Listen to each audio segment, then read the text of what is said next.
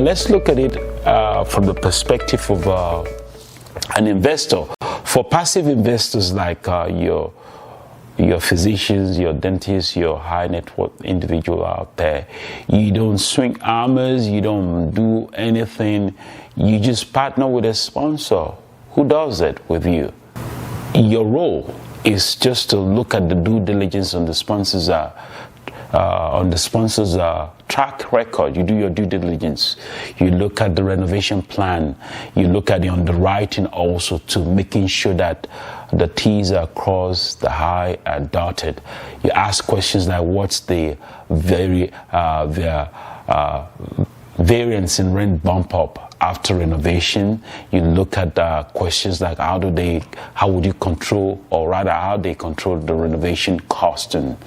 And also you can also dive into how quick the upgrades can be done, because the earlier it's done, the better for it to be leased out, and you start also getting your increase in rent.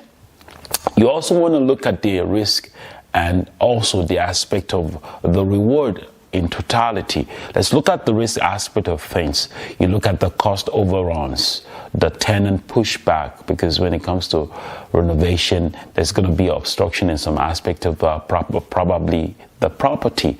The slower lease up also too. Those are the risk that you want to look at. What are the mitigation strategies?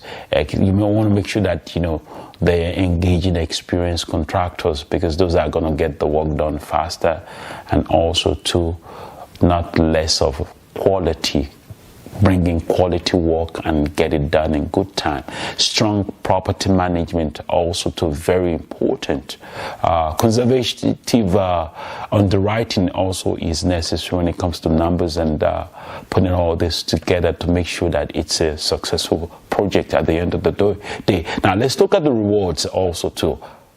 High cash flow, of course, forcing appreciation also too, and better tenant retention, because tenants would always gear towards better living condition, better living facilities also too.